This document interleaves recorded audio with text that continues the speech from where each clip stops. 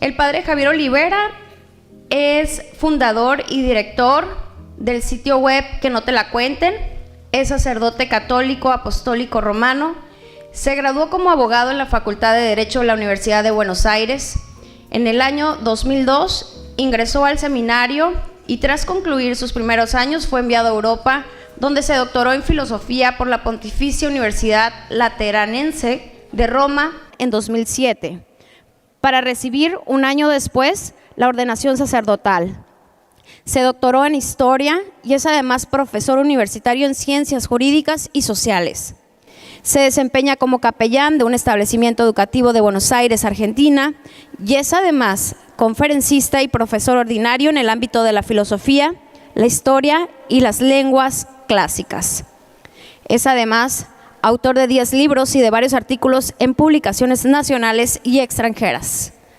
Es miembro de número del cuerpo académico del Instituto de Investigaciones Históricas Juan Manuel de Rosas y cofundador de la Orden San Elías, una sociedad de vida apostólica que tiene por fin la misión ad gentes y el apostolado de la contrarrevolución cultural. Damos la más cordial bienvenida a Mexicali y aquí en el Instituto Salvatierra al padre Javier Olivera Rabasi. Bienvenido, padre. Muchas gracias. Me voy a poner acá que está así, aprovecho. Como está medio frío ahora, si uno se queda sentado, siente más el frío, ¿no? Dicen que ahora es frío en Mexicali, pero que en verano hay que agarrarse. Bueno, muy buenas noches a todos. Especialmente gracias a la gente de aquí, del Instituto Salvatierra. Les doy muchas gracias a Roby, Roby González, que me trajo hasta acá, me hizo toda la caridad por haberme invitado. La verdad que es un gusto muy grande. El año pasado tuve la gracia de estar en Ensenada, cerquita, y me decían, padre, ¿cuándo va a visitar por Mexicali? Bueno, cuando sea invierno, dije, ¿no? Porque si en Ensenada casi me achicharro, aquí no me dicen, tenga cuidado cuando vaya a Mexicali. Bueno, y por gracia de Dios, visitando en estos días aquí esta hermosa tierra cristera, he venido dando algunas conferencias, a pedido también de algunas diócesis y todo, especialmente porque se va a cumplir el primer centenario en el año 2026 de ese episodio heroico que tuvo México, que fue el momento en que muchísimos hombres y mujeres lucharon por su propia fe, murieron por su fe, y por eso ustedes tienen tantísimos mártires aquí en México. Entre el año 1926 y 1929, digo, si hay alguno más joven que no conozca, aquí una gran persecución religiosa tremenda que se llevó la vida de 250.000 personas. Eso fue el México del año entre 26 y 29. Un país que tenía 15 millones de habitantes, tuvo 250.000 muertos. Una historia que acá no se conoce o que se ha silenciado, y es por eso que es bueno que un mexicano conozca sus propios orígenes, conozca sus mártires, conozca también su historia, porque la historia que no se conoce es una historia que termina por olvidarse. Por las dudas, como los argentinos tendemos a hablar rápido, ustedes díganme si yo hablo muy rápido, me levantan la mano y dicen, padre, por favor, cálmese, ¿no? Bueno, el tema de la conferencia del día de hoy me pidieron hablar acerca de la verdad y cómo vivir la verdad en un mundo de mentiras. Bueno, si uno tuviera que resumir rápidamente esto, tendría que decir, mire, hay que seguir aquel que dijo, ¿no? Yo soy la verdad. Cuando era joven, una vez estando con mi madre, somos 4 hermanos varones, le pedí a mi mamá salir un nuevo fin de semana, ¿no? Y mi madre me dijo, no, Javier, ya has salido mucho, saliste el fin de semana pasado, también el otro, este fin de semana no toca darte permiso para que salgas, ¿no? Y entonces yo le dije a mi madre, mamá, esa es tu verdad. Mi verdad, qué bonito, dice. Bueno, sentate un poquito, me dijo, vamos a conversar un poco de este tema. Me estás hablando, Javier, que cada uno tiene su verdad. Claro, exactamente, mamá. La tuya dice que no puedo salir, la mía dice que sí puedo salir. Ok, entonces está en tu planteo, en tu razonamiento, me estás diciendo que cada uno tiene su verdad y que toda verdad es subjetiva. Exacto. Entonces, ya estaba como enfilando para la puerta para irme, ¿no? Y dice, momento. A ver, si cada uno tiene su verdad, ¿estás de acuerdo? Sí, estoy de acuerdo, ¿no? Y entonces toda verdad es relativa. lamento decirte que me estás planteando una verdad absoluta. ¿Cuál? Que toda verdad es relativa. Yo hice así, me explotó la cabeza y dije, mi madre tiene razón. Si alguien plantea que toda verdad es relativa y que cada uno tiene su verdad, mi verdad, bueno, entonces se está planteando una verdad absoluta. ¿Cuál? Que toda verdad es relativa. Esa fue la primera lección de filosofía que yo recibí en mi vida. Nunca más le pedí a mi mamá que me hiciera a un razonamiento lógico. La verdad es que no. Con las mamás nunca se puede. Esa es la verdad.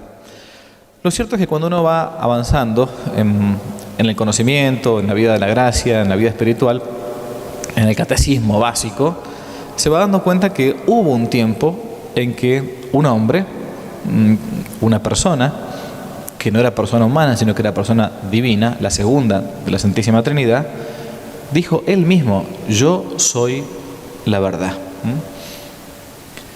El mismo que dijo yo soy la verdad va a recibir una pregunta de parte de Poncio Pilato, vamos a recordarla ahora cuando llegue la Semana Santa, ¿no?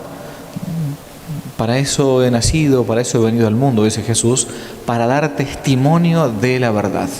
La función, la finalidad, la causa final, según palabras de nuestro Señor, es he venido para dar testimonio de la verdad. Y el romano, aquel que era procurador romano en tiempos de nuestro Señor, dijo, quid est veritas, ¿qué es la verdad? Eso fue lo que dijo Poncio Pilato. ¿Pero qué es la verdad? Uno no sabe cómo terminó ese diálogo entre Cristo y Poncio Pilato, pero sí que esa frase, para eso he venido al mundo, para dar testimonio de la verdad, tiene que haber quedado como resonando permanentemente en la cabeza de ese procurador romano que lo mandó a crucificar. Cuando uno plantea el tema de la verdad, sobre todo para nosotros que somos católicos, sabemos que la verdad es la adecuación del intelecto y la cosa. Yo digo que es verdad que este señor que está aquí al lado, que está manejando el audio, es varón, está presente. Si se mueve porque está vivo, ¿no? Es verdad. Si yo dijera que él no es un ser humano, sino que es un robot, ¿no? Bastaría con chequear esa información para darme cuenta si lo que estoy diciendo es verdadero o es falso. La verdad entonces es la adecuación del intelecto mío con la cosa, cualquier cosa que sea. Cuando no hay adecuación, hay algo que es falso, si es involuntario. Esto es falso, es un error. Y cuando hay voluntariedad, por decir lo contrario a lo que es, ya no decimos que es falso, decimos que es mentira. La mentira es falsear adrede, voluntariamente, la realidad. Cuando uno ha recibido entonces la verdad desde el punto de vista meramente natural o desde el punto de vista sobrenatural, ya nuestra vida no queda exactamente igual. En una famosa novela de un gran escritor ruso que era Dostoyevsky, la novela llamada Los hermanos Karamazov, ¿no? Uno de estos hermanos llega a decir, uno que era ateo, esta frase tremenda: si Dios no existe, todo está permitido. Porque si yo afirmo que Dios existe, entonces mi vida probablemente cambie. Esta es la razón por la cual varios que se dicen ateos dicen yo soy ateo, no tanto por una cuestión cognitiva, porque no puedo llegar a conocer ni siquiera desde el punto de vista natural la existencia de algún Dios, sino por una cuestión meramente volitiva. En mi voluntad prefiero decir que Dios no existe, porque si Dios existe, nuestra vida cambia. No es igual la vida de un ateo, verdaderamente ateo, que la vida de un creyente, sea de la religión que sea. Porque la verdad nos cambia. No es lo mismo decir 2 más 2 son 4 que 2 más 2 son 5. Desde el punto de vista natural no es lo mismo. Si yo hago un cálculo matemático diciendo que 2 más 2 son 5, este edificio seguramente se me cae por completo, porque no funcionan los fundamentos. O sea, decir la verdad o no decirla tiene sus consecuencias. Y esto es muy importante, sobre todo en tiempos en que hay una dictadura del relativismo. Esta famosa dictadura del relativismo fue mencionada en su momento por el Papa Benedicto XVI, ¿no?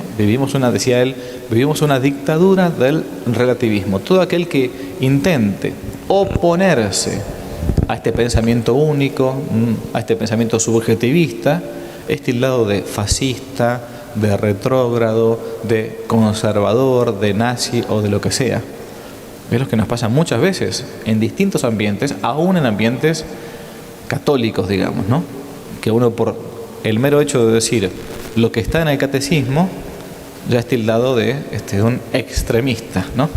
Eso pasa, ¿sí o no? O solamente pasa en Argentina, ¿no? Ah, bueno, menos mal. ¿Por qué? Porque a veces sucede eso, ¿no?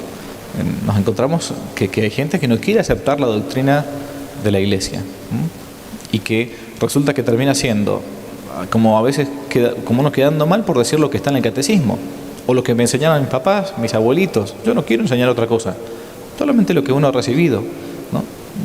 Bien. Ahora, ¿qué hacer cuando uno ha recibido la verdad, cuando uno ha recibido un tesoro? Esto está en el Evangelio también, ¿no? Quien recibe un tesoro, dice Jesús, lo primero que hace es esconderlo y llamar a todos sus amigos para mostrárselo, para compartirlo. Yo no puedo quedarme con un tesoro. Es lo que pasa cuando uno recibe su primera conversión, que quiere salir a encender todo, a quemar todo, ¿no? Y no entiende cómo el resto de la gente no piensa igual que uno. ¿Qué pasa que no? Bueno, el tesoro, ese tesoro sobre todo de la vida, de la verdad, debe ser compartido. Debe ser compartido. Y cuando uno está comprometido con la verdad, hasta es capaz de dar la vida por ella. Es lo que pasa con los mártires. Ya que en estos días venía hablando acerca de la cristiada, quería compartir con ustedes, primero, para empezar, un testimonio de un jovencito que no ha sido todavía beatificado, llamado Tomás de la Mora. Un joven cristero que en tiempos de la persecución religiosa va a ser detenido por intentar ayudar a aquellos que estaban luchando por la propia fe. El texto de su martirio dice así: Tomás de la Mora es detenido por las brigadas del Ejército Federal y el general le dice lo siguiente: eres un chiquillo, si nos dices lo que sabes te perdonamos la vida y te damos la libertad. Tomás de la Mora contesta: será en vano, pues si hoy usted me deja libre, mañana continuaré trabajando y luchando por Cristo en unión de mis compañeros. Eres un mocoso, dice el general, no sabes lo que es la muerte. Tomás responde: usted tampoco lo sabe, pues que yo sepa, no se ha muerto todavía. Con gusto muero por la verdad. Pues bien, terminó el general Flores, ya que todo lo rechazas, te haré ahorcar esta misma noche. Muy bien, contesta Tomás de la Mora, solamente concédame 1 hora para prepararme a bien morir. Era un chico de 15 o 16 años, Al martes se le concedió 1 hora para prepararse a bien morir. Ya cerca de la medianoche, lo sacan del cuartel, el pelotón iba silencioso, tenían que matar a un niño. Tomás iba hasta contento y con picardía pregunta: ¿por qué van ustedes tan callados? Ni que me fuera a morir, ¿no? Al llegar a la calzada de Galván, en un árbol, suspendieron la cuerda en una rama y se la pasaron. Póntela, ordenó uno de los verdugos bruscamente. Tomás, casi sonriendo, con su característica jovialidad, respondió: es que yo no sé cómo se pone, es la primera vez que me ahorcan, ¿no? El verdugo pasó con tosquedad la cuerda alrededor del cuello y Tomás, con la fuerza de su razón invicta y su fe absoluta, gritó: ¡viva Cristo Rey! ¡Viva Santa María de Guadalupe! Un jovencito que hoy todavía la Iglesia no venera como un beato, como un santo, porque hay muchas causas de canonización que siguen andando todavía y dando vueltas hasta que lleguen a la gloria de los altares. Pero un jovencito que dio testimonio de la verdad. En la historia de la Iglesia, a principios de los siglos, en los primeros siglos del cristianismo, una persona era declarada santa solamente, escuchen bien, solamente cuando había muerto por causa del martirio. El santo, en los primeros siglos del cristianismo, era aquel que moría por Cristo. Después, con el tiempo, ese concepto de la santidad se fue ampliando para aquel que vive su vida, las virtudes, en grado heroico. Por eso se habla de las virtudes las virtudes heroicas. Se trata de demostrar eso en un proceso de beatificación o de canonización. Pero principalmente el santo, el que estaba seguro con Dios, segurísimo, era aquel que había muerto por Cristo, triturado por los dientes de los leones, crucificado en el circo romano, quemado como antorcha humana. El santo era aquella persona que estaba dispuesta a morir por la verdad, por aquel que dijo: yo para eso he venido al mundo, para dar testimonio de la verdad. Con el tiempo, poco a poco, este concepto mismo de la verdad se ha ido diluyendo. Y ese concepto mismo de dar la vida por Cristo, a muchos de nosotros quizás nos quede demasiado lejano, ¿no? Yo tenía un compañero en el seminario que cuando rezábamos las preces los días por la tarde, casi siempre decía esto, y a nosotros casi como que nos escandalizaba. En público, éramos, 60 seminaristas, cuando llegaba el momento de las preces, en las vísperas, decía: para que Dios nos conceda la gracia del martirio. Y todos decían: no, a vos, a mí no, a vos. Lo dejaba como lo mirábamos como si fuera el padre Federico Hayton era más joven que yo ahora, compañero muy amigo mío, mi hermano, pero decía que nos conceda Dios la gracia del martirio. Y al final de cuentas, la vida cristiana, no solamente para un cura, también para un laico, tiene que ser intentar vivir el corto tiempo que tenemos de vida, porque pasa rapidísimo la vida, incluso estando dispuestos a dar testimonio hasta la muerte, si así Dios lo permite. Bien, nos encontramos hoy en un tiempo totalmente post-cristiano. Uno me dirá: padre, en México somos muchos católicos. Sí, en Argentina también, en Hispanoamérica en general. En México será el 99% católico o el 100% guadalupano, o algo así, ¿no? Pero la realidad es que yo me pregunto también, ahora hablo de mi patria, no la de ustedes, ¿cuántos de los que nos decimos católicos en mi país, en Argentina, estamos verdaderamente de acuerdo y dispuestos a dar la vida por Cristo? Y ahí entonces la cosa va cambiando. ¿Y por qué digo esto? ¿Por qué nos cuesta a veces hasta hacernos la señal de la cruz cuando pasamos por frente a una iglesia?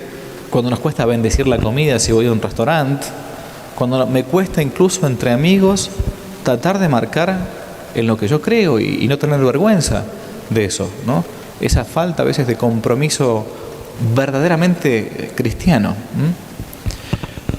Para que ustedes vean cómo aquellos que se encuentran en la otra vereda, en la vereda de enfrente, voy a leer acá un testimonio muy cortito de un autor inglés, comunista. Él tiene un librito muy cortito llamado Cómo formar dirigentes. El autor se llama Douglas Hyde. Con el tiempo el tipo se desenamoró del comunismo como tantos otros. O sea, ¿qué hizo? Volvió al sentido común, se dio cuenta que el comunismo es una basura, que el paraíso comunista no existe, que los venezolanos y los cubanos salen desesperados de sus países y bueno, y que el comunismo es, como decía la Iglesia, intrínsecamente perverso, ¿no? Douglas Hyde, ya converso, ya grande, narra este librito, cuenta en este librito cómo formar dirigentes, lo que él hacía en tiempos del comunismo. Quiero que lo escuchemos y que veamos cómo un comunista, como él actuaba en su juventud para intentar conseguir más adeptos, más gente cercana al comunismo. Miren lo que dice. Dice: una vez me encontré con un viejo compañero de la militancia política. Estuve hablando con él en una ocasión y nuestra conversación se centró vivamente en la época en que los dos estábamos de lleno dedicados a la causa del Partido Comunista. Entonces, muy nostálgicamente, él me dijo: ¿recuerdas realmente lo que era nuestra vida en el partido? Te levantabas y te ponías a afeitar pensando en las cosas que podrías hacer por el comunismo aquel día. Ibas a desayunar y leías el Daily Worker, el diario comunista. para entonarte y tomar el aire de la lucha en la que estabas envuelto. Leías cada artículo del diario que te enardecía y pensabas cómo podrías ser tú útil a la causa comunista en ese día. Recuerdo que nunca estuve interesado en los deportes, pero leía las páginas del diario comunista de deporte para ser capaz de discutir más tarde y decirle a los compañeros de trabajo: ¿has leído eso en el Daily Worker? Entonces, les daba el periódico esperando que además de las hojas de deportes, le echaran un vistazo también a los comentarios de política. En el autobús o en el tranvía, cuando iba a mi trabajo, leía el diario comunista tan ostentosamente como podía, sosteniéndolo en alto y esperando que los que me rodeaban pudieran leer los titulares y ser influidos por ellos. Siempre llevaba 2 ejemplares conmigo. Dejaba uno sobre el asiento en espera que más tarde alguien lo tomara y lo leyera. Cuando llegaba a mi trabajo, hacía circular el diario comunista. Un trabajador tras otro lo tomaba. Se lo llevaba unos minutos, lo devolvía, y a la hora del almuerzo en la cantina o en el restaurante, intentaba entablar una conversación con los compañeros de la mesa. Puse en práctica el sentarme con varios grupos diferentes para que mi influencia fuese todo lo extensa que yo pudiera. No se sentaba nada más con los amigos comunistas, se sentaba siempre con gente distinta. No trataba de embutirles comunismo por todas partes, pero guiaba la conversación de manera tal que se terminase hablando de política. Y si era posible, de las campañas que había puesto en marcha el Partido Comunista en ese tiempo. Termina. Antes de llegar a mi trabajo, por la noche, teníamos una rápida reunión con el grupo de la fábrica o de la célula. Discutíamos los procesos y éxitos del día. Y discutíamos también lo que seríamos capaces de hacer al día siguiente por el partido. Iba corriendo a casa, cenaba rápidamente y entonces me iba a dar unas clases o a ser de moderador en alguna discusión, o quizás a unirme a alguna campaña comunista, yendo de puerta en puerta intentando convencer a la gente o estando a un lado de la calle vendiendo diarios comunistas. Es decir, haciendo algo por el comunismo. Cuando iba a acostarme, por la noche, soñaba en lo que haría para el comunismo al día siguiente. Este es lo que plantea Douglas Hyde, ¿no?, en este libro llamado Cómo formar dirigentes. Y lo que él dice, ya converso, es cómo puede ser que un católico tenga la verdad y no haga ni el 1% de lo que yo hacía cuando era comunista. ¿Se va a entender lo que estoy diciendo o hablo muy rápido? ¿Sí? Fíjese que este hombre estaba en las antípodas, por gracia de Dios después se convierte. Pero él dice: yo no puedo entender cómo, teniendo ahora la verdad, algunos se queden encerrados teniendo una especie de catolicismo de sacristía y hablando solamente con aquellos que son católicos. El problema está entonces que uno diría: bueno, pero padre, yo quiero conservar mi propia fe. Está muy bien, está muy bien. Yo quiero evitar, entre comillas, contaminarme con otros. Bueno, cuando uno se mete en el fango para sacar una víctima, no queda otra que a veces tenés que embarrarte. Que es así, ¿no? ¿Qué va a hacer? Y a veces uno puede también equivocarse, siempre y cuando no prostituya la verdad. Y otro dirá: no, pero yo estoy tranquilito así porque me quedo con mi fe y listo. Bueno, yo no sé si eso te puede llegar a salvar. ¿Por qué? Porque hay un problema. Se llama Evangelio. Evangelio de San Marcos, capítulo 16. Sermón de la Ascensión. Antes de subir a los cielos, el testamento de Cristo dice: vayan por todo el mundo anunciando el Evangelio y enseñándoles a las personas lo que yo les he enseñado, bautizándolas en el nombre del Padre y del Hijo y del Espíritu Santo. Nuestro Señor nos dijo: vayan y quédense tranquilos en su comunidad, en su parroquia, en su casita. La iglesia es, ya lo decía Juan Pablo II en su momento, es esencialmente misionera. Tiene el envío, la misión, tiene la obligación de anunciar el Evangelio a quien sea. Más aún cuando uno es laico, lo sabe, esto lo digo siempre, tiene a veces el privilegio de hablar con gente que jamás en su vida va a hablar con un cura. Hay gente que en su vida, va a pasar toda su vida, y ni cerca va a estar de un sacerdote. Ni va a ir a misa, ni mucho menos, y hasta le va a dar como asco hablar con un cura. Pero el laico que está metido en el mundo tiene esa función apostólica y tiene ese privilegio de intentar, como este tipo decía, este Douglas Hyde, de tratar de ser sal de la tierra y luz del mundo. El tiempo de hoy, llamado el tiempo de la revolución posmoderna, entiende perfectamente cómo ir cambiando las inteligencias y cómo ir modificando patrones de conducta para una especie de religión global laicista, donde Dios quizás se afirma, Dios existe, pero queda lejos. Y cada uno, lo adora como quiere. Si yo quiero adorarlo como un budista, el budismo justamente no es el mejor ejemplo, porque no es teísta, pero lo quiero adorar como musulmán, lo adoro como musulmán, como vegano, o ese tipo de cosas que haya, lo que sea. No importa, Dios está lejos, cada uno hace lo que quiere, no hay ninguna cosa fija, no hay ningún mandamiento que exista. La razón es totalmente cambiable, los pensamientos son meramente subjetivos. Entonces atenta contra aquel que dijo, yo soy la verdad. Jesús no dijo, yo soy una verdad. Jesús no dijo, yo soy una verdad de las muchas que hay en el mundo. Afirmó de modo categórico, yo soy la verdad. Y mandó a aquellos que quieren seguirlo a anunciar esa verdad a toda la gente. Hoy lo que llamamos la revolución cultural, de la cual yo hoy no voy a hablar porque acá se ha hablado muchas veces sobre ese tema, ¿no? La revolución cultural que implica el dar vuelta al orden constituido, el dar vuelta el orden meramente natural, o sea, no hablamos ni siquiera del orden sobrenatural, ¿no? La revolución intenta, como bien dice la palabra, revolver, dar vuelta, verter, ¿no? Es la misma raíz de verter un vaso de agua que revolver, revolución. Intenta plantear ya no algo de modo agresivo en el sentido de las armas. Ya no hace falta. La revolución llamada cultural, desde la escuela de Frankfurt hasta Antonio Gramsci, da lo mismo, plantea tomar nuestras inteligencias.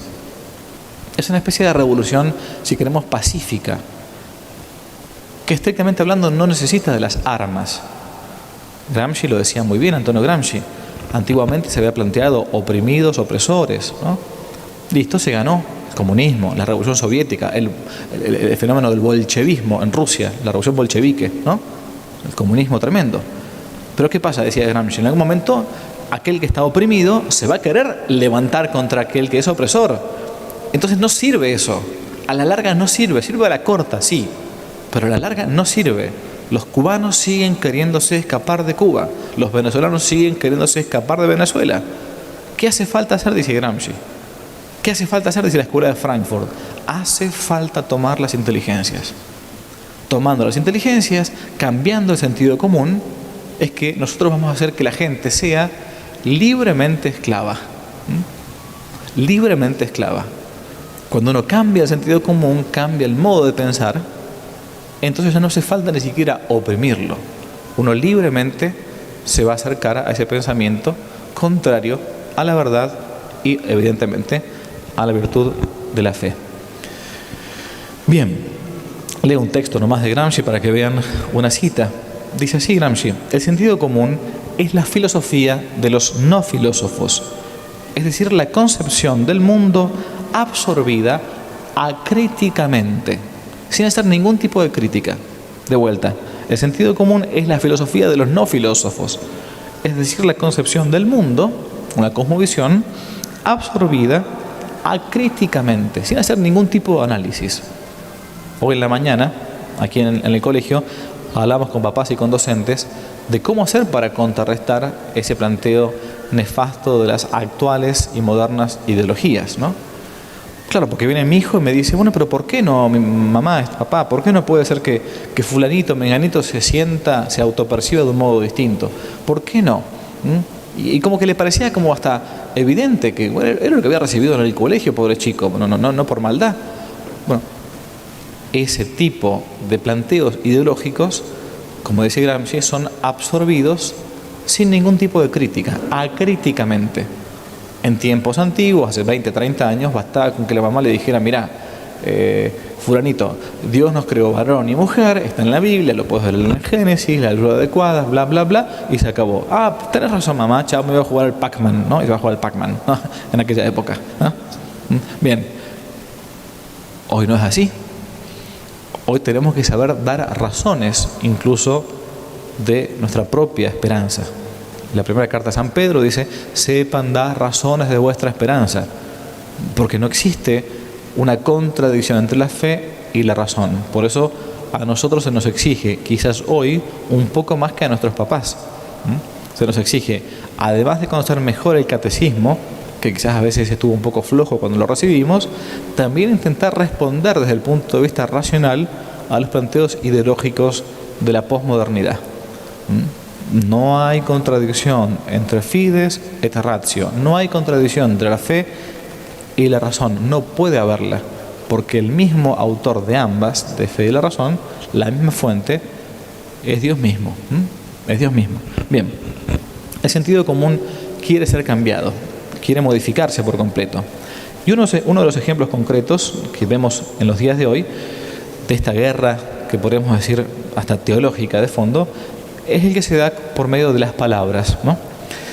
Leímos en el libro del Génesis que aparte de pasearse Adán con el mismísimo Dios en el paraíso, por una prerrogativa, por un beneficio de parte de Dios, el hombre mismo, Adán, iba nombrando a los animales. Dice el texto de Génesis, Adán iba dándole nombre a los animales. Era un don divino que Dios, viendo la inteligencia aún todavía sin pecado original de Adán, hacía que él pudiese captar la esencia de las cosas y les fuera poniendo un nombre, ¿no? Todo este tema del nombre y la esencia de las cosas es el gran tema que está de fondo en la cábala judía, en todo lo que implica esto de querer buscar el lenguaje de Adán, de ese modo para poder controlar la esencia de las cosas. Bueno, no entro en el tema de la cábala hebrea, que es muy pero muy famosa, ¿no? ¿Por qué? Porque quien nombra, de algún modo posee un dominio sobre las cosas. Y quien mejor nombra, más dueño de la cosa se hace. Esto lo supo muy bien siempre la filosofía, desde Platón hasta Santo Tomás, desde Protágoras hasta la escuela de Frankfurt, si queremos. Marx mismo, como Engels, reconocían que el arte de crear las palabras es o está al servicio como instrumento de la revolución comunista. Gramsci tampoco se quedaba atrás. Cito, las ideas y las opiniones, decía Gramsci, no nacen espontáneamente en el cerebro de cada individuo. Han tenido un centro de formación, de irradiación. ¿Cómo hacer para cambiar el mundo? Planteó hace algunas décadas la modernidad, la posmodernidad, o esta escuela que llamamos recién Escuela de Frankfurt. Es un modo también de cambiar poco a poco las palabras. Uno podría plantearse, por ejemplo, el aborto. Y perdón que vuelva sobre un tema que ustedes quizás ya conocen perfectamente. El aborto, a menos en mi patria, hace un par de años que somos tan genios en Argentina, que aprobamos rápidamente la ley del aborto, ¿no? Claro, porque era mi cuerpo, mi decisión, mi cuerpo, mi decisión, ¿no? No sabían que no era mi cuerpo, era el cuerpo de otro, lamentablemente. Y la misma gente que planteaba mi cuerpo, mi decisión, cuando fue la ley del aborto en Argentina, cuando fue lo del 2020 en el COVID, todos te querían imponer una vacuna. Y uno decía, pero mi cuerpo, mi decisión. Ah, bueno, pero es distinto. Fíjense cómo la lógica, o sea, es como decía Groucho Marx, miren, estos son mis principios, pero si no les gusta, tengo estos otros, ¿no? Vamos cambiando, ¿no? Porque así funciona esta revolución. Acá no importa la verdad, porque la verdad no existe para esta gente. No existe, ¿no? Simplemente es lo que decía el Fausto de Goethe, es el poder. Manejar el poder. Y quien tiene el poder maneja entonces lo que es la realidad.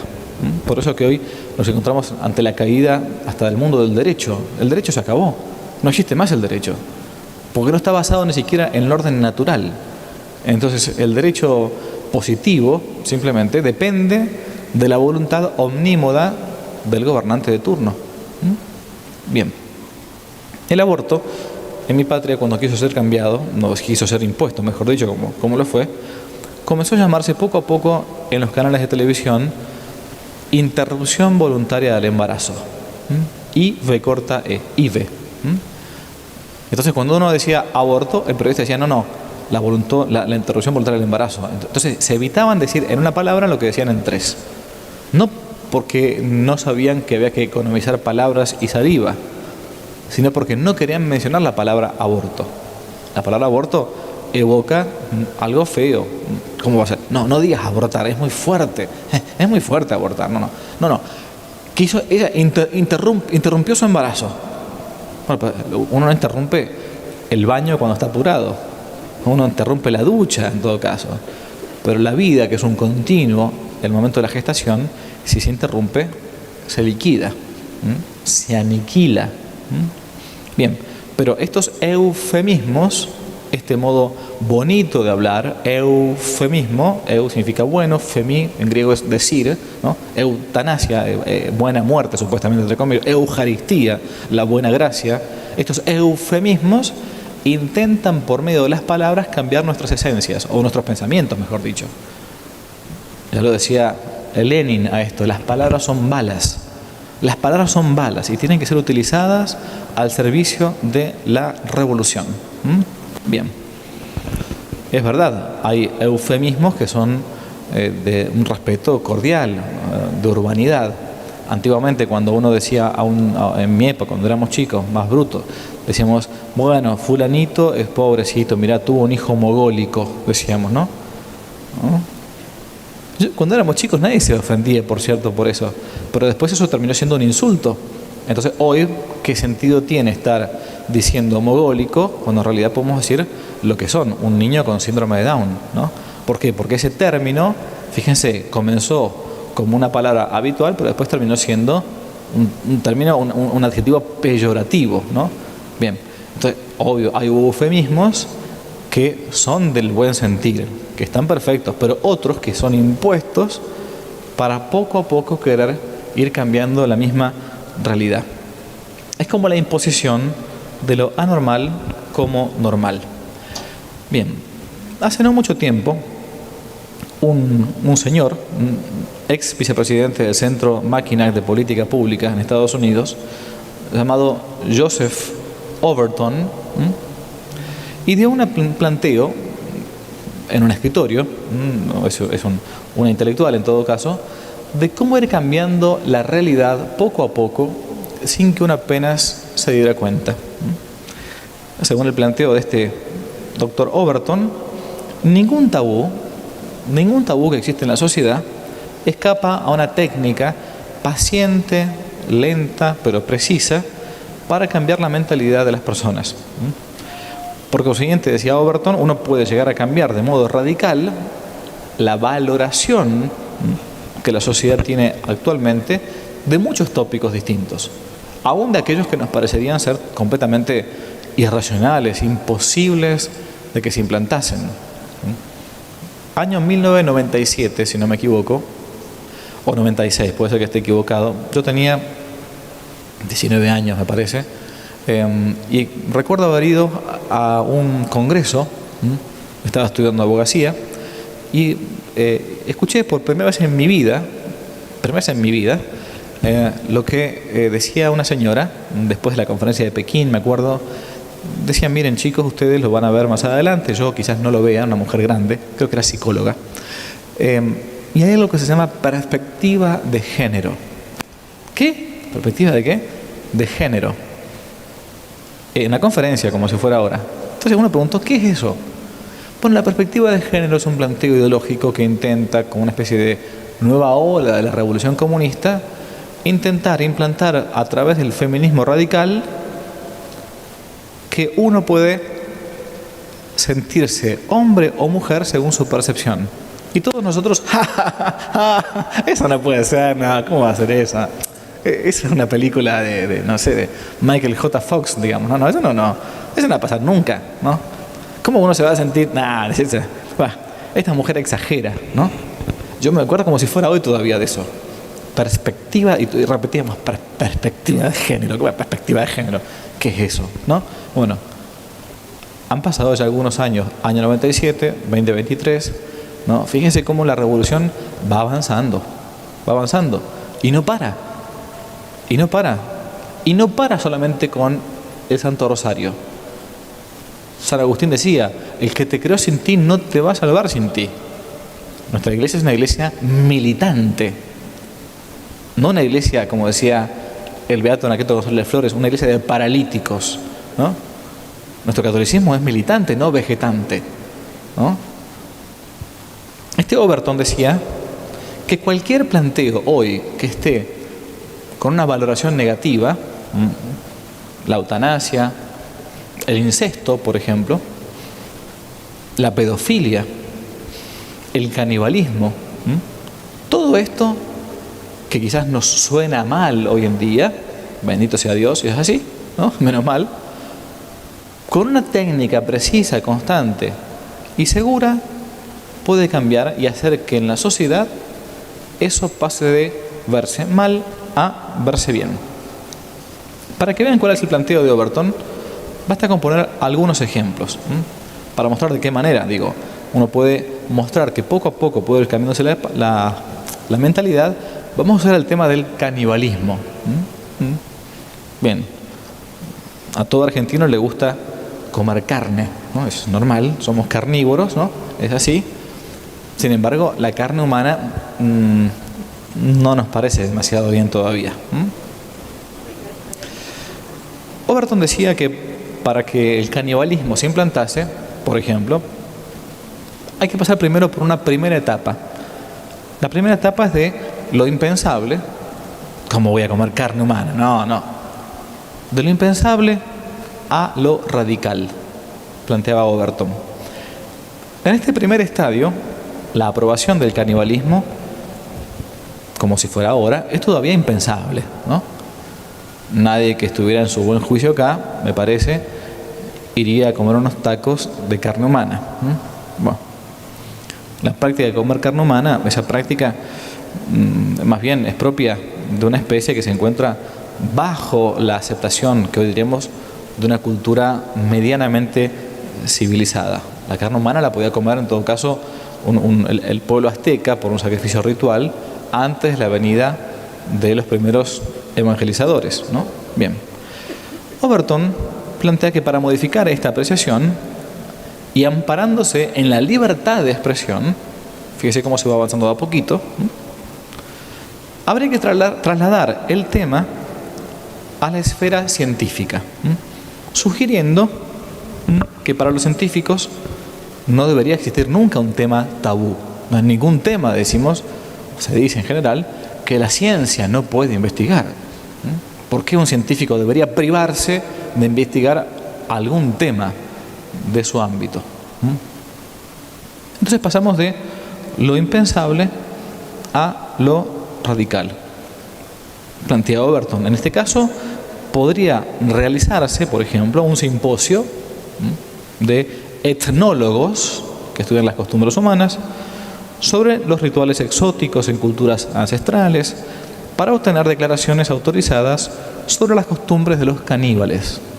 Y entonces se juntan un montón de etnólogos, un montón de antropólogos, ¿no? Y se ponen a analizar, a ver qué hacía que los pueblos que existían aquí en Mesoamérica antes de la venida de los conquistadores, qué hacía que ellos comiesen carne humana, ¿no? Yo una vez me encontré dando una conferencia en un curso de doctorando para futuros doctores de historia, futuros doctores de filosofía, en una universidad X del planeta Tierra, y un doctorando en antropología, después de que yo hablase sobre el tema de las costumbres de los pueblos precolombinos, se levantó y me dijo: disculpe, doctor, porque a mí no me decían padre, porque el tipo era ateo, ¿no? No importa. No, yo soy doctor, él es doctorando, yo estaba dando una clase, perfecto. Disculpe, doctor, pero su discurso es disruptivo. ¿Perdón? No. ¿Qué me quiere decir con esto? Que su discurso es, va contra lo que implican las costumbres de nuestros pueblos ancestrales. Pero escúchame una cosa, discúlpeme. ¿Usted me está diciendo que eran caníbales o que no eran caníbales? Porque los mismos autores proindigenistas y comunistas plantean que eran todos caníbales. Y él me dijo, sí, yo planteo que sí que eran caníbales. Pero hay que entender, bueno, la cultura de su época también, ¿no? Bueno, sí, está bien, pero a mí no me gustaría ser servido en un plato, digamos, ¿no? Acá estamos juzgando desde el punto de vista histórico. También hay que ver si desde el punto de vista moral, o si no queremos moral, ético simplemente, es bueno o no que los seres humanos nos comamos entre nosotros, ¿no? Ese es otro tema aparte. Pero no te negaban nunca la realidad de la antropofagia o del canibalismo. Lo que negaban es que estuviese bien o mal. Claro, porque para esta gente no hay bien o mal. ¿Qué es el bien? Bien es lo que ellos dicen que está bien. ¿Y qué es el mal? Es como decía Sartre, el infierno son los otros, ¿no? Los otros son el infierno. Bueno, plantea entonces Overton que poco a poco se podría hacer eso para pasar de lo impensable a lo radical.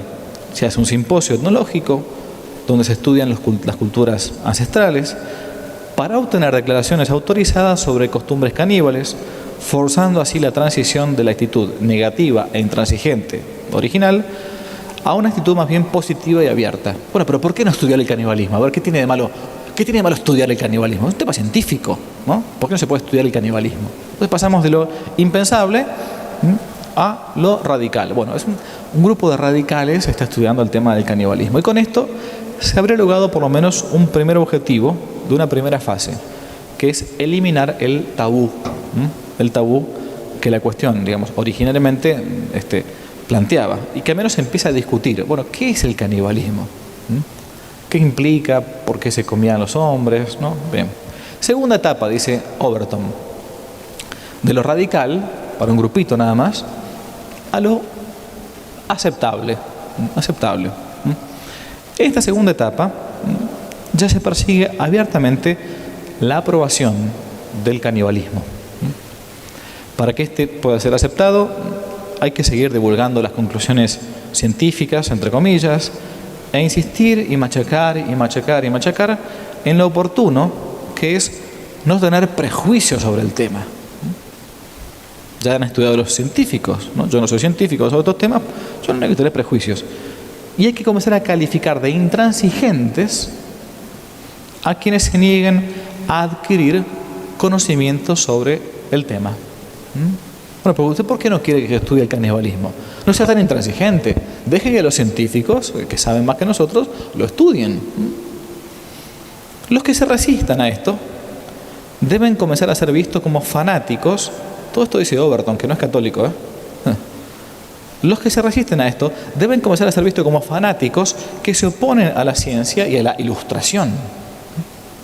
Mientras se condena a los intolerantes, es necesario crear un eufemismo, dice él, con la intención de que se pierda el significado directo del término original con sus connotaciones negativas. Es decir, hay que sustituir la palabra caníbal por una un poco más aceptable. Bueno, no digamos caníbal, un poco fuerte, caníbal. Yo soy antropófago, digamos, ¿no? Antropófago, es lo mismo, pero ¿no? Bien. Soy antropófago friendly, digamos, ¿no? Paralelamente se crearía un precedente histórico, dice él, o mitológico, o inventado siquiera, que sirva de referencia y pueda ser utilizado como prueba de que la antropofagia es perfectamente legítima. Por ejemplo, yo les puedo dar un caso concreto, capaz que los más grandes se acuerdan, no me acuerdo en qué año fue esto, pero la famosa película Viven, el avión de los uruguayos que pasó en Argentina, eso entre Argentina y Chile, un grupo de rugbyers uruguayos, que es más católicos en su inmensa mayoría, que iban a jugar un partido de rugby a Chile, sobrevuelan toda Argentina, pasan por la cordillera de los Andes, apenas están cruzando la cordillera, una tormenta tremenda, se cae el avión, quedan muy cerquita del lado argentino, ellos creen que ya habían pasado la cordillera, por eso después caminan como perros para aquel lado, para el otro lado, y mientras están ahí, están casi 2 meses, no sé, o 3 meses, y no les queda otra opción que para no morir, hacer una especie de pacto entre ellos. Bueno, yo estoy dispuesto a que si yo muero, coman mi carne humana, para sobrevivir. De hecho, sobrevivieron así. Están todavía algunos sobrevivientes que dan sus testimonios de este tema, ¿no? Entonces uno podría decir, bueno, acá, de lo radical a lo aceptable. Bueno, fíjense, el canibalismo tampoco es que sea por sí mismo malo, salva vidas, ¿no? Comer carne humana salva vidas, ¿no? Bien. Y no digamos caníbal, digamos antropófago. Ser antropófago salva vidas.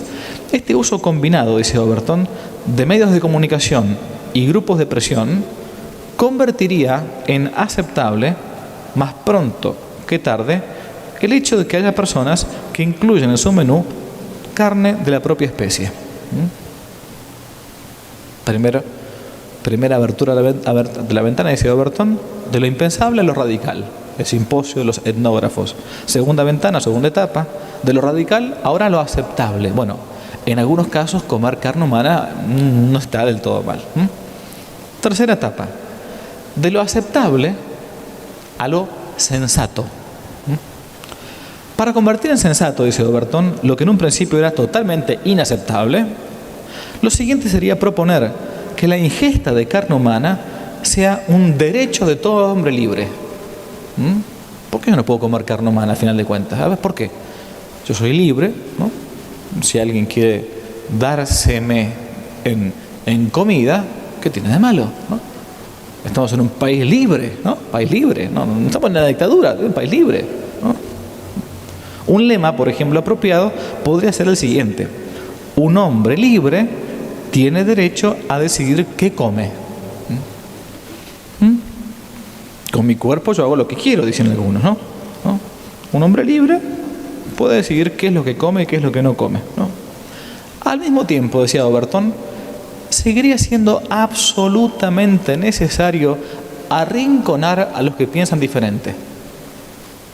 Es decir, a los que todavía impugnan la consolidación de este pretendido derecho, hay que arrinconarlos siempre con las mismas palabras: intolerante, fascista, fundamentalista. Así, se acusaría a estas personas de radicales que odian la antropofagia como un derecho de todo ser humano, por extremistas, a quienes hay que arrojar en las hogueras mediáticas por su poca tolerancia. ¡Qué intolerante! ¿Por qué no permitís que alguien ejercite su derecho a comer carne humana? Al mismo tiempo, planteaba Overton, pretendidos expertos en la materia y personajes conocidos del mundo de la comunicación. Fíjense cómo esto, si uno va analizándolo con todos los ámbitos, ¿no? Con el aborto, con la ideología de género, es exactamente lo mismo, ¿no? Personajes conocidos del mundo de la comunicación insistirían en que a lo largo de la historia humana nos hemos comido unos a otros sin que esto produjese extrañeza en aquellas sociedades. ¿Qué tiene de malo? También se comían, no sé, en otros lugares y no pasaba nada, ¿no? Bien. El objetivo de esta tercera etapa, de esta tercera apertura de la ventana, es que el canibalismo sea considerado al menos una costumbre razonable. Bueno, usted no quiere comer carne humana, no coma, pero no impide que otros razonablemente puedan hacerlo, ¿no? Cuarta etapa, la anteúltima, de lo sensato a lo popular. A continuación, dice Overton, se debe poner toda la maquinaria del poder al servicio del ideal supremo. Los medios de comunicación, secundados por gente famosa, por autoridades, comienzan a hablar abiertamente ya no de antropofagia, sino, dice él, de antropofilia, el amor por los hombres y también por la carne de los hombres, ¿no? El canibalismo entonces se convierte en un tema predilecto de la industria del entretenimiento. El fenómeno asoma por primera vez en películas, letras de canciones, comerciales, novelas. Ejemplo, entran hoy en Netflix o en Disney Channel y se encuentran apartados permanentemente de ideología de género para los niños, para nosotros. Se nos va metiendo como una gota quebrada de la piedra y no nos damos cuenta, ¿no? De repente se produce también el ensalzamiento de personajes relevantes que en la historia practicaron la antropofilia, sirviendo de modelo a multitudes. Pero usted no sabía, qué sé yo, empieza a inventar, que Benito Juárez había comido carne humana. Pero usted no sabía, qué sé yo, que Hernán Cortés o que cualquier personaje, que Agustín de Iturbide, inventar, porque esta gente no cree ni en su madre, entonces inventa, ¿no? ¿Qué tiene de malo? Además, si ustedes son católicos, ustedes comen la carne de Cristo, ustedes son antropofílicos, ¿no? Te van a decir, el católico es un caníbal. Esta era la acusación de los primeros cristianos, por cierto, ¿no? Los romanos les decían esto a los cristianos. Este fenómeno, después de toda esta promoción cultural, esta propaganda, se vuelve prácticamente imparable y multitudinario. Además, para reforzar la imagen positiva, los caníbales o antropófagos o antropofílicos son presentados ante la opinión pública como víctimas de una sociedad represora que les impide satisfacer sus apetitos y comer lo que su cuerpo les pide. Esta sociedad opresora, ¿no?, nos impide comer carne humana. Porque si hay alguien que se ofrece y alguien que quiere comerla, ¿qué problema hay? ¿No? Si somos libres de hacer lo que queramos con nuestro cuerpo, mi cuerpo, mi decisión. ¿Por qué no me dejan comer carne humana si otro me quiere vender parte de su carne? Quinta y última etapa, de lo popular a lo político. El ideal ya está casi al alcance de la mano. En esta última etapa, la ventana de Overton se abre, totalmente cerrada al principio, y aparece a escasos centímetros de abrirse de par en par. El punto definitivo consiste ahora en preparar una legislación para legalizar el fenómeno. Los partidarios de la legalización del canibalismo, incorporados en grupos de presión, se consolidan en el poder y crean encuestas con el fin de mostrar un alto porcentaje de partidarios de la legalización de la antropofilia, ¿no? Ustedes saben que todas las encuestas son siempre perfectas, que nunca mienten, ¿no? Nunca, como en una elección van a mentir los encuestadores. No sean incrédulos, ¿no? Obviamente. De forma casi automática, como una fruta madura que cae por sí sola del árbol, se acaban estableciendo en la conciencia colectiva nuevos e incontestables dogmas. Por ejemplo, se prohíbe la prohibición de comer personas. O comer personas es un derecho humano. O quienes se oponen a la antropofilia incurren en un delito de antropofobia. Al principio contaba que la teoría de la ventana de Overton es una teoría política que describe con escalofriante exactitud cómo se puede ir cambiando la percepción de la opinión pública para que las ideas que antes se consideraban descabelladas sean aceptadas a lo largo del tiempo. Lo que intentamos hacer ahora, que parece una locura realmente, es lo que poco a poco hemos venido viendo en estos últimos 30, 40 años. Yo no me acuerdo si fue el año 2013 que en mi país se aprobó la ley de matrimonio igualitario, ¿no? Cuando se estaba por aprobar, cosa que parecía impensable, ¿cómo van a aprobar una ley de matrimonio de un varón y un varón, una mujer y una mujer? No puede ser. En la parroquia en la que estaba, como en la diócesis en la que estaba, se organizó una marcha en favor, o mejor dicho, en contra de esta ley completamente descabellada.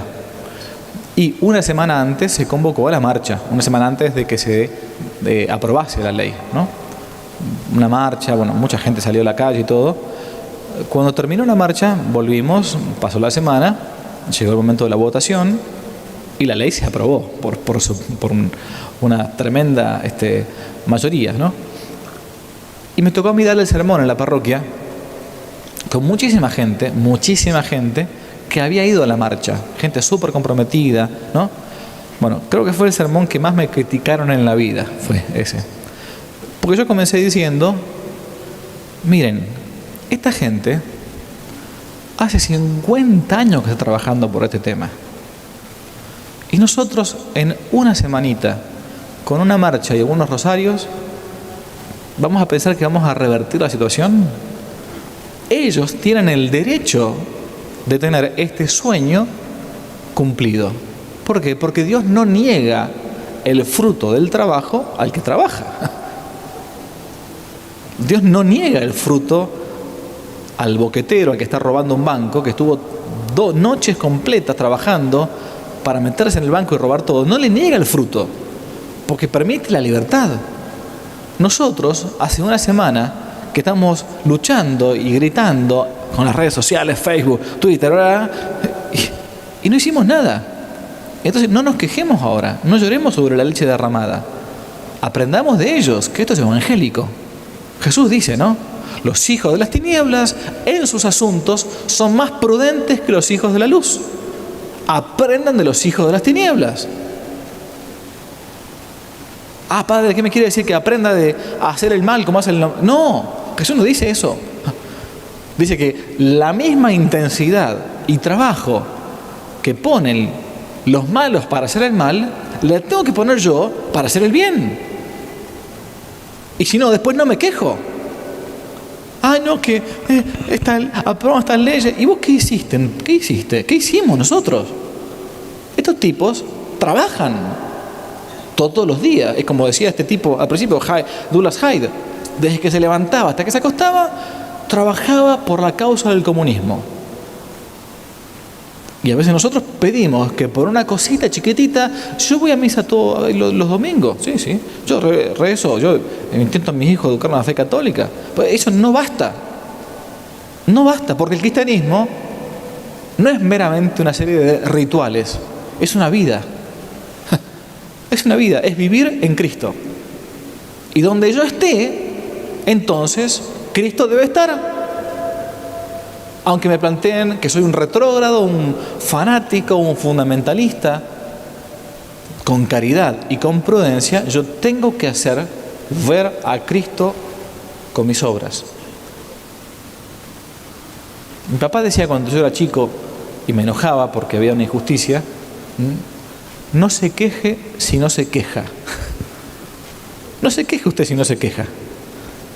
En el momento que usted ve una injusticia, tiene que intentar poner remedio.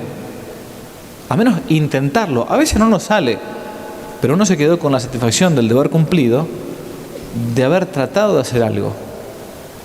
Un gran sacerdote argentino, el padre Leonardo Castellani, decía que el día de mañana, cuando uno se muera, Dios no va a contar cuántas batallas ganamos, sino cuántas cicatrices tenemos.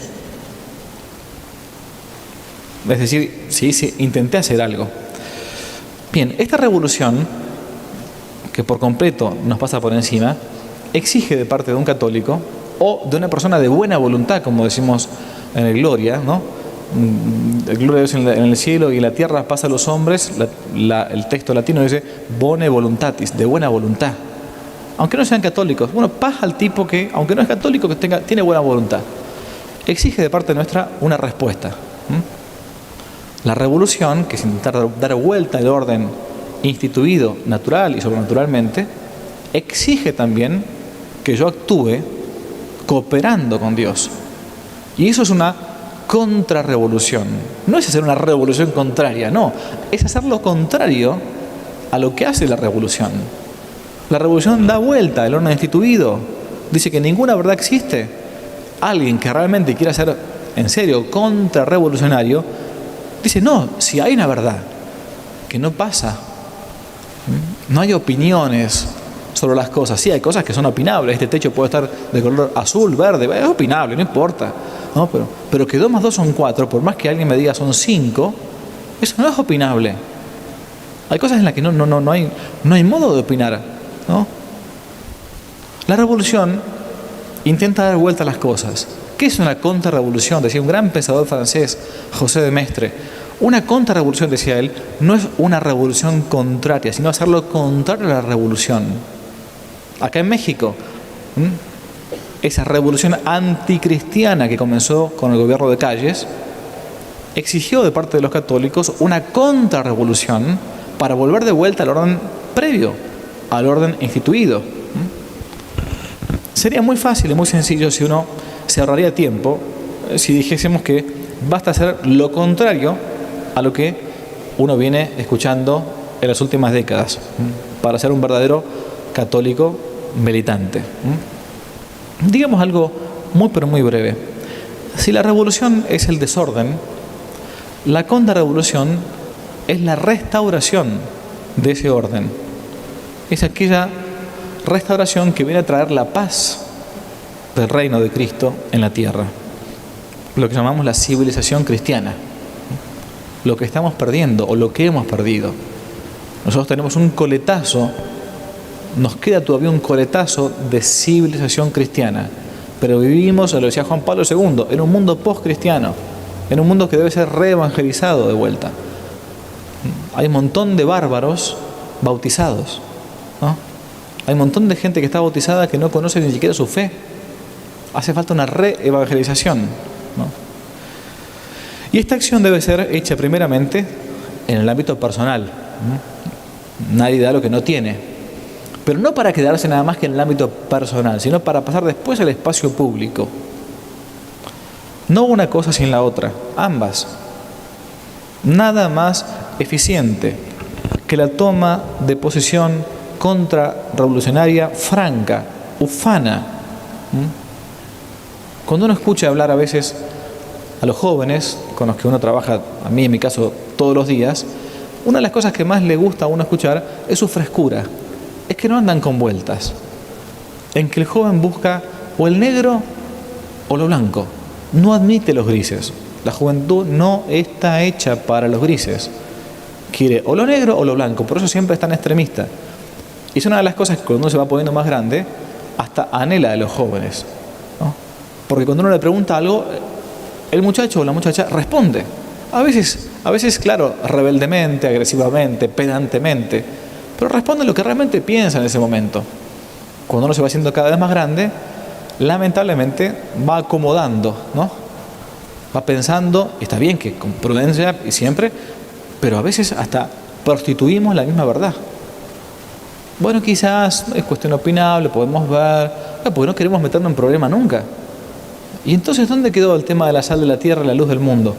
¿Dónde quedó Marcos 16? Vayan por todo el mundo evangelizando, enseñándoles todo lo que yo les he enseñado. Eso no es opinable, perdón. No es opinable. Es un mandato misionero de parte de Cristo a todos los bautizados. No es opinable. No puede haber un católico que no sea misionero donde Dios lo haya puesto, donde lo haya plantado. Si no, al menos que diga, soy un mal católico, soy flojo, soy cobarde, voy a intentar de cambiar. Perfecto. Esa opción primera en el ámbito personal debe pasar al ámbito público. La persona completa, es decir, ese individuo subsistente en una naturaleza racional, es tal que no exige, no puede tener dobleces. Hubo un filósofo francés del siglo XX, Jacques Maritain, que tiene cosas muy buenas, que comenzó a plantear, y esto se nos ha metido mucho en la cabeza católica hoy por hoy, que una cosa en nosotros es nuestra persona y otra cosa es nuestra individualidad. Decía Maritain, yo con mi individualidad me debo a mi cuerpo social, a la parte social, a la parte pública. Soy un individuo en una sociedad civil, pero en cuanto a mi persona, que me viene dada por el alma espiritual, me debo entonces a Dios. Por lo tanto, decía Maritain, yo en mi casa puedo ser católico, puedo ir a misa los domingos, puedo rezar el rosario, puedo ir a adoración al Santísimo Sacramento, pero en la vida pública me debo a la individualidad, a la sociedad civil, debo acatar las leyes civiles.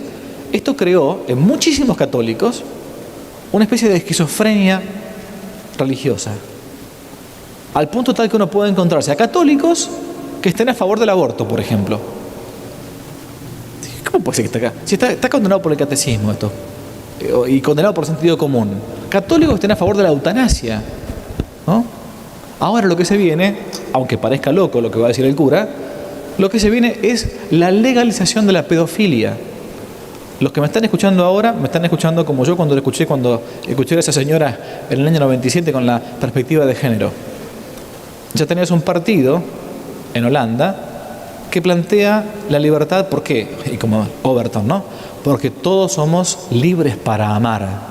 El amor no tiene edad. No tiene edad.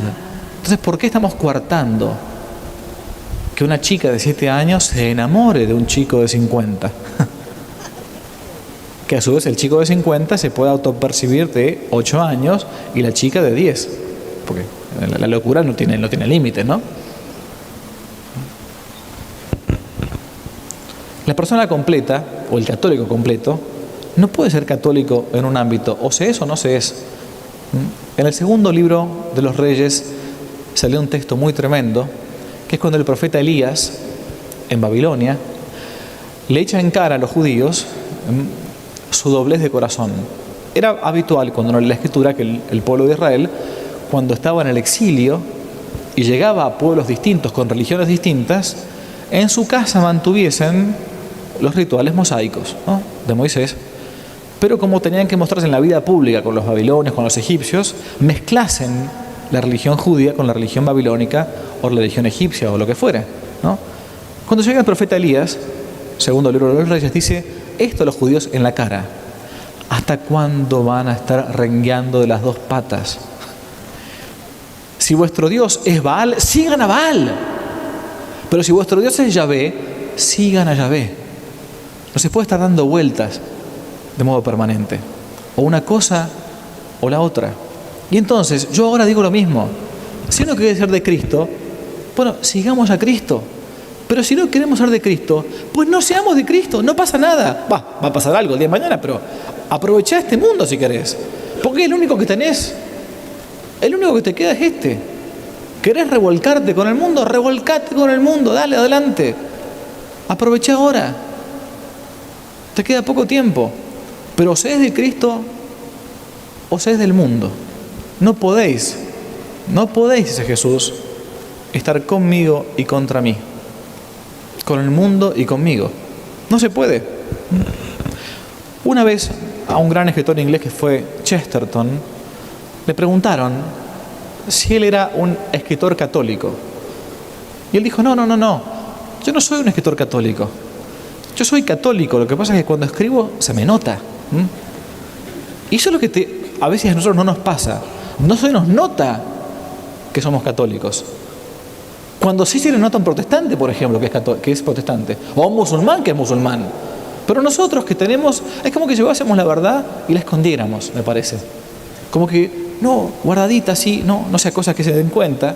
Escúchenme, un activista pro LGBT se le ve hasta en la ropa se le ve como es, ¿no? Hasta en la cara. Y esta gente que está equivocada no tiene miedo y es admirable en ese ámbito cómo actúan y cómo militan por una causa equivocada. La primera reacción que obtendremos seguramente cuando uno se nos empiece a notar, ya estoy terminando, sé que hace frío, tenga paciencia, es la que a veces se nos mire con indignación. Pero si perseveramos durante un tiempo, veremos poco a poco que hay mucha gente que piensa como uno, que es mucha más la gente que piensa bien de la gente que piensa mal. Por ejemplo, la mayor parte de la gente es conservadora. La mayor parte, estoy convencido de eso, la mayor parte de la gente, aunque no sea católica, es conservadora. Quiere conservar su familia, quiere conservar su patrimonio, quiere conservar su patria, quiere conservar su lengua, quiere conservar su religión, ¿no? Lo elemental, sentido común. Pero si esa persona hace la política del avestruz, que coloca la cabeza bajo la tierra, lo que deja a la vista es lo más endeble que tiene. Esa es la política del avestruz. Hay que intentar tender entonces a los grandes medios de acción, sin tener respeto humano, sin tener miedo al qué dirán. El único qué dirán que me debe preocupar es el qué dirán las tres divinas personas, ¿no? Dios nuestro Señor. Termino con un texto de Antonio Gramsci. Antonio Gramsci, dirigente comunista. Fíjense, van a terminar creyendo que el padre Javier es comunista porque visita a los comunistas, ¿no? No, lo que estoy mostrando acá es cómo ellos ponen el ahínco, la fuerza, y nosotros a veces no la ponemos. Antonio Gramsci escribió un texto antes de morir llamado así: Odio a los indiferentes. Texto de Antonio Gramsci: Odio a los indiferentes. Lo voy a leer ahora, es súper cortito, y le voy a cambiar un par de palabras nada más. Odio a los indiferentes, porque vivir quiere decir tomar partido. Quien quiere vivir hoy en serio en México no puede ya pensar en una vida de paralíticos, de cristianismo anónimo o de catolicismo edulcorado. No, porque ya no hay más lugar para la indiferencia, la apatía o el parasitismo. Por eso yo odio a los indiferentes. Porque la indiferencia es ese peso muerto de la historia, que obra poderosamente en ella, pasivamente, pero obra. La indiferencia es aquello con lo que no se puede contar. Tuerce proezas, arruina planes, castra voluntades y se ríe burlonamente de los héroes y de los santos. Por eso yo odio a los indiferentes. Y los odio porque primero los odió el Señor, nuestro Señor Jesucristo, en cuya boca no caben los tibios, no caben los apáticos, ni los que transigen a costa de todo. Quien no está conmigo está contra mí. Quien no recoge conmigo desparrama, dijo un nazareno. Por eso yo odio a los indiferentes. Porque con sus medias tintas, con sus no confrontaciones, con sus tolerancias a lo que dé lugar, cooperan con el mal. Por eso odio a los indiferentes. La pereza, la inacción, la cobardía, son los ingredientes de ese alimento que venimos consumiendo desde hace años en nuestra Hispanoamérica. Y esto ya tiene que terminar. Porque en esta vida, que no es otra cosa que un peregrinar hacia la otra vida, se nos va a pedir cuenta no solamente de lo que hemos hecho, sino de lo que hemos dejado de hacer. Por eso yo odio a los indiferentes. Pero a su vez, amo a los intransigentes. A quienes se levantan con el orgullo de rebelarse contra el sistema de lo políticamente correcto, pateando el tablero de los mercaderes. Amo a los intransigentes que sienten, lloran y gozan al verse contrariados por su fe, padeciendo un poquito, por el dulce nombre de Jesús. Amo a quien se sabe distinto del mundo y no teme morir de pie, cara al sol, ante las habladurías de los pusilánimes y las inacciones de los prudentes de este mundo. Por eso yo amo a los intransigentes, porque Dios también los ama. A los que no transan, a los que no negocian su fe por un plato de lentejas, a quienes apuestan al sí, sí, no, no del Evangelio, a quienes gozan de ser católicos, hijos de la Madre Iglesia, y no temen desafiar los molinos del mundo y sus acomodos. Por eso yo odio a los indiferentes y amo a los intransigentes, porque creo que estos son los mismos sentimientos que Cristo Jesús, como San Pablo decía. Porque vivir quiere decir tomar partido. En el México del siglo XXI, que está a punto de llegar a contemplar el centenario de una gesta heroica, pidamos especialmente cuando recemos a Dios nuestro Señor y a la Emperatriz de América que nos conceda esa fortaleza de esos cristianos que aquí dieron su vida por la fe y por la victoria de Cristo. Muchas gracias.